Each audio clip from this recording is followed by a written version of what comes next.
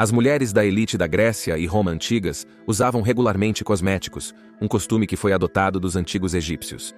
Durante a Idade Média, a tradição continuou apenas entre a nobreza, pois a maioria das classes camponesas não tinha dinheiro para tais luxos.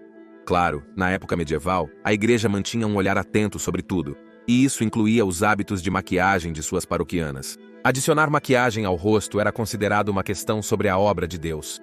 E no início do período, as mulheres que usavam maquiagem eram vistas como uma encarnação de Satanás, pois o uso de cosméticos era encontrado apenas em bordéis. Contudo, o frade dominicano e teólogo Tomás de Aquino concordou que é melhor para a mulher se apresentar atraente para seu marido, reduzindo assim a probabilidade dele cometer adultério.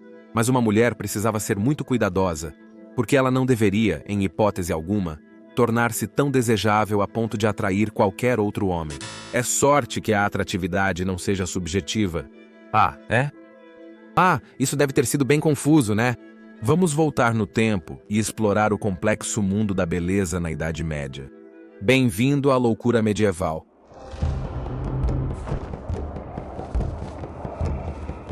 Bem-vindo à loucura medieval.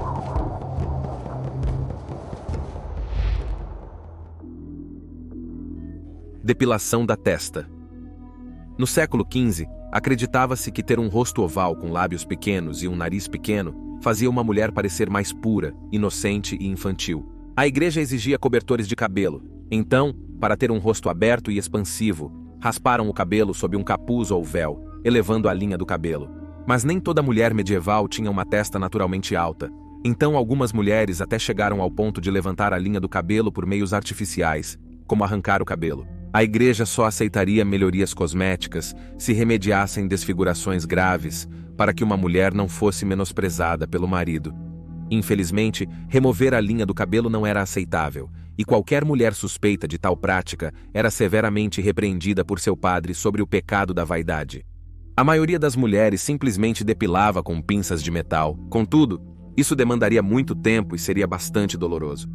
Havia também a alternativa de cremes depilatórios.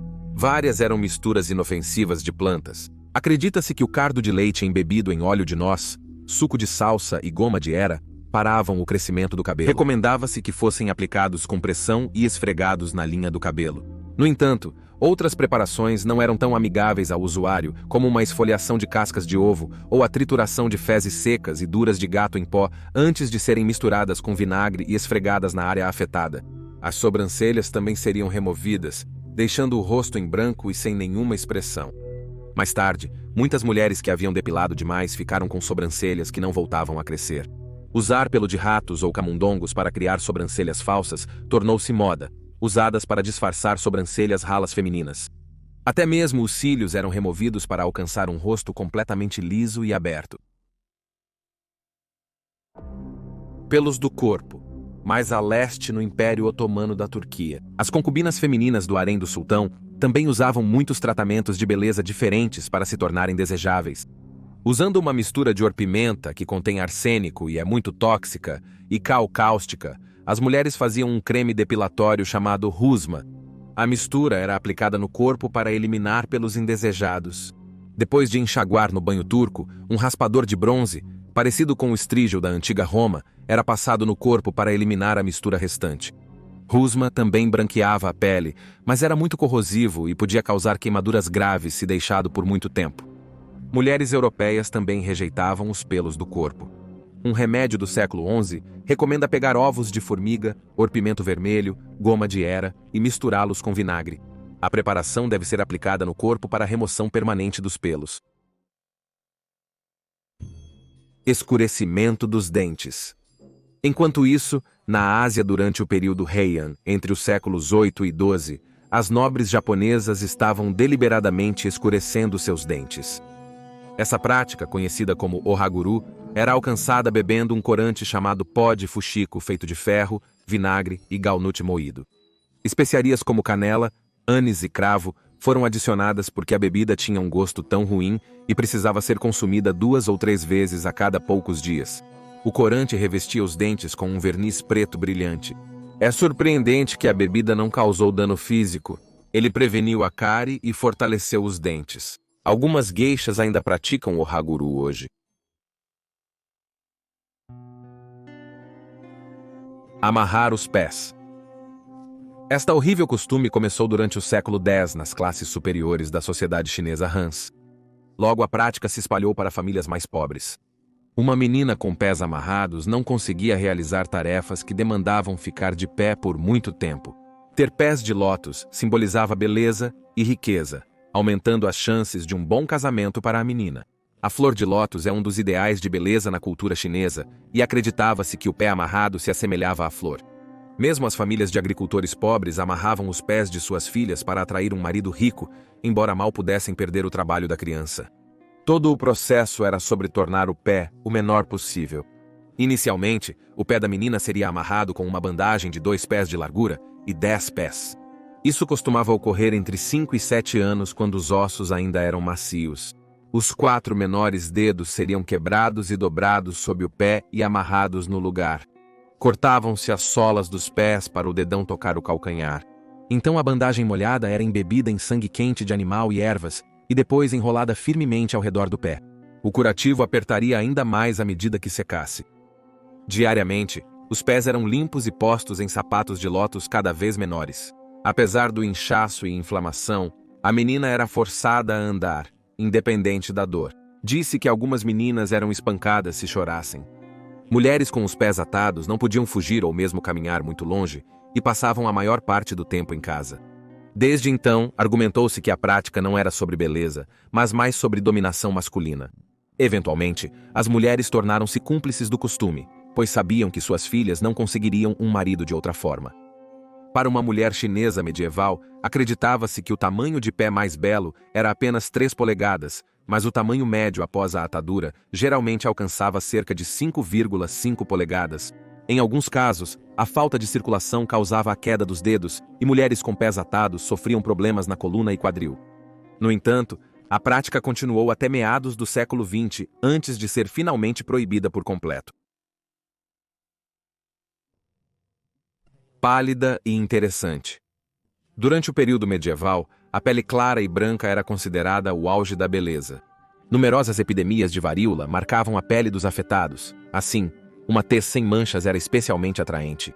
Um tratamento para eliminar sardas indesejadas era passar sangue de touro no rosto. Diferentemente da Europa feudal, a Itália do século XIII iniciou o renascimento cultural, a Renascença. Vários monumentos romanos enterrados por séculos foram desenterrados na Itália recentemente. Os habitantes de cidades como Florença e Roma tentaram reinventar uma sociedade clássica. A concepção da aparência da mulher ideal também sofreu grande mudança. As pinturas renascentistas retratam mulheres voluptuosas em tecidos leves e transparentes, mostrando mais de seus corpos.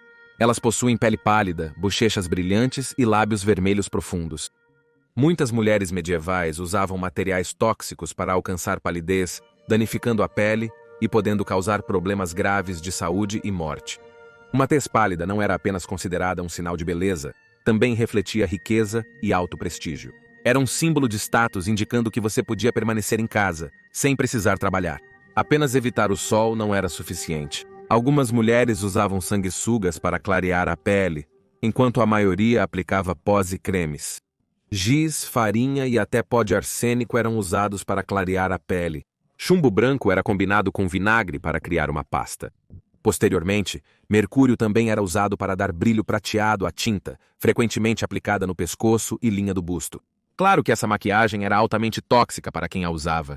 O chumbo deteriorava a pele, causando erupções, exigindo que as mulheres usassem mais da mistura para ocultar as imperfeições. Após a absorção pela pele, o chumbo pode causar paralisia muscular, perda de cabelo e dentes, dores de cabeça e até morte.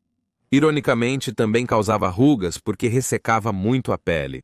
Os lábios eram pintados de vermelho com vermelhão, substância brilhante feita de mercúrio.